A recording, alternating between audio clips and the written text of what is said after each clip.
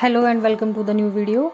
कल हमने बात की थी पोषण ट्रैकर में हमने जो नई रजिस्ट्रेशन करते हैं उसका थोड़ा सा प्रोसेस डिस्कस किया था कि हमने उसको कैसे रजिस्टर करना है। मैंने आपको बताया था कि आधार नंबर डालना है, उसके बाद अपने फ़ोन नंबर अप्लाई करना है।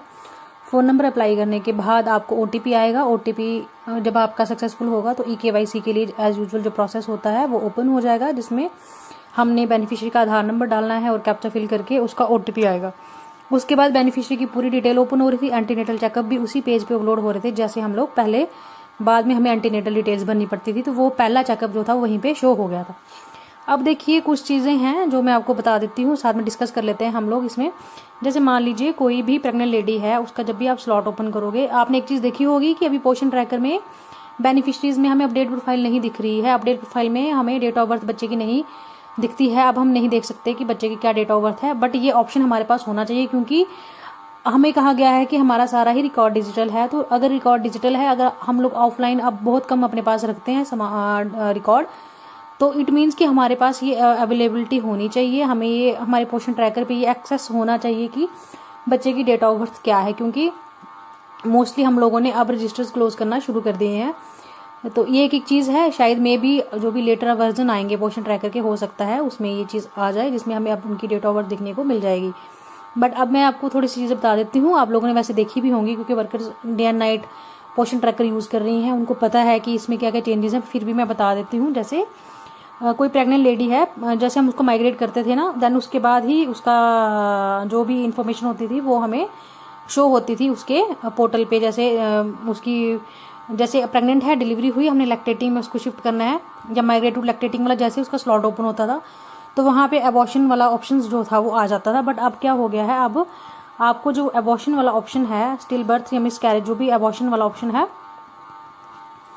वो आप लोगों को यहाँ पे इसी स्लॉट पे शो हो जाएगा। जैसे आप लोगों ने यहाँ से किया, क्योंकि अभी प्रेगनेंसी के वीक कम है, तो यहाँ पे वो ग्ले में है option vaccination detail create and retrieve आभा। तो आप इसको आभा को भी सेम टाइम पे क्रिएट कर सकते हो। जैसे क्रिएट पे आप लोग गए, क्रिएट और रिट्राइव अगर ऑलरेडी है तो ऑलरेडी करोगे, अगर क्रिएट करनी है तो आप यहाँ से चला जाओगे क्रिएट पे। ये एक क्रिएट रिट्राइव में दूसरी बेनिफिशियरी की ट्राई करती हूँ। आप लोगों ने वहीं से चले जाना है उस पर डायरेक्ट। अगर आधार जो है वो आपका लिंक है, जैसे ये आ गया आधार के साथ में आपको बैक वाला प्रोसेस, जैसे आपने लिंक किया आधार डेमोग्राफी ऑथेंटिकेटेड, अगर आपने OTP से करना है तो आप OTP ले सकते हो। बट हम लोग क्या करेंगे, आधार से जाएंगे, तो आधार पे क्लिक किया, सारी डिटेल आ गई, यहाँ से हमने इसको यस किया, वेरीफाई किया, ये उसी टाइम इसकी आभा भी हमारी जो है वो जनरेट होगी। तो ये भी चीज़ साथ साथ में आप लोग कर सकते हैं। मैं आपको बता रही थी कि ऑप्शन, जैसे कि ये प्रेग्नेंट लेडी, मान लीजिए कोई भी हमारे पास प्रेग्नेंट लेडी है, तो उसके जब हम ये 3 स्लॉट्स पे जाएंगे, 3 डॉट्स पे, तो ये देखिए add growth and nutritional detail, vaccination detail भी हमने देखनी है। उसकी जो भी वैक्सीनेशन होगी वो हमने फिल करनी है। जैसे ये किसी वर्कर की है तो इन्होंने अभी तक फिल नहीं किया है, तो ये 23/2/2025 की है। अब ये कैलेंडर ओपन भी करेंगी तो मुझे लगता नहीं है कि फरवरी का ऑप्शन यहाँ पे होगा, तो इन्होंने इसकी जो थी वो वैक्सीनेशन भरनी थी, इन्होंने यहाँ पे नहीं भरी है। उसके बाद यहाँ पे मैं आपको एक चीज़ और बता देती हूँ। यहाँ पे जैसे ये 8th मंथ की प्रेगनेंसी है तो लैक्टेटिंग में हमें दिख रहा है। यहाँ पे पहले हम माइग्रेट करते थे, उसके बाद हमें ऑप्शन आ जाते हैं मिस कैरेज, स्टिल बर्थ का। अब देखिए लास्ट में पहले से हमें मिस कैरेज, अबॉर्शन या स्टिल बर्थ का ऑप्शन पहले ही जो है वो दिख जाता है। इसी के साथ एंटीनेटल डिटेल्स भी यहीं पे दिख जाती है। अब पता नहीं इन्होंने, जैसे इन्होंने फिल की हैं, अब अगला एंटीनेटल इनका 6/9/2025 को है, तो ये पूरी डिटेल्स यहाँ पे आ जाएंगी। ये हमारा जो ऑप्शन था स्टिल बर्थ वाला वो इसमें जो है वो फ्लक्चुएट हुआ है, इसमें यहाँ पे आया है।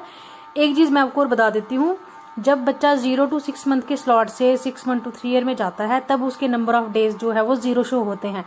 लेकिन जब कोई बच्चा 6 मंथ to 3 ईयर से 3 to 6 में जाएगा, वो अपने पूरे डेज उठा के उस स्लॉट में जाएगा। क्योंकि मेरे लास्ट मंथ मेरी 2 बेनिफिशरीज माइग्रेट हुई हैं 6 मंथ to 3 ईयर के स्लॉट से 3 to 6 ईयर के स्लॉट में, तो वहाँ पे उसके 22 डेज आ रहे थे और वही 22 डेज वहाँ पे शो हो रहे थे। इट मीन्स कि उसकी जो नंबर ऑफ डेज थे वो सेम थे, उसमें कोई भी चेंज उसमें नहीं आया था।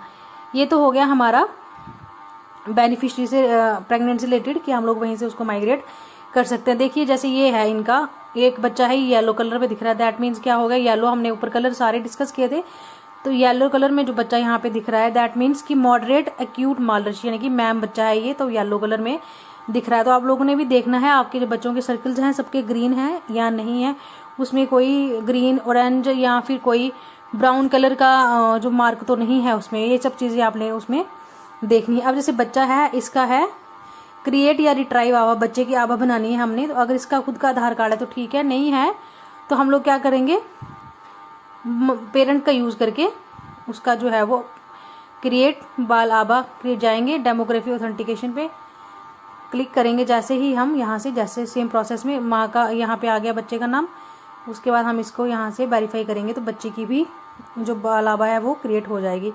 अभी यहाँ पे क्रिएट नहीं हो रही, बट मैंने कल 2 बच्चों की बेनिफिशियरी की है बाल आभा पेरेंट्स के साथ, तो वो जो ऑटोमेटिकली है वो हो रही है। तो ये एक डिटेल थी आपको मैंने आपके लिए, जो जिसमें था कि माइग्रेट का ऑप्शन हम पहले कर सकते हैं, एंड जितने भी हमारी चीज़ें हैं हमारे पास वो हम लोग इसमें एडिट कर सकते हैं। तो बाकी हमने PMBY पे डिस्कस करनी है। एंड एक किसी ने मुझे पूछा था कि मैम ट्विन्स हैं तो ट्विन्स को रजिस्टर्ड कैसे करें। तो आप एक काम करिए, एक ट्विन्स में जो है वो मदर का आधार कार्ड अपलोड करिए और फ़ोन नंबर मदर का रखिए, एक में फादर का करिए और फ़ोन नंबर भी फादर का करिए, क्योंकि वो कई बार डबल फ़ोन नंबर नहीं उठाता है। अगर ऐसा नहीं हो रहा तो एक बार इस मंथ आप एक बच्चे को करिए, उस नेक्स्ट मंथ आप दूसरे बच्चे को जो है वो उसमें करिए। तो ये आप लोगों को मैंने छोटी सी इन्फॉर्मेशन थी दे दी। अब हमारा थोड़ा सा लाइफ जो है वो फिर ट्रैक पे आ रही है, तो मैं कोशिश करूंगी डेली आपको कोई ना कोई वीडियो अपलोड करने के लिए।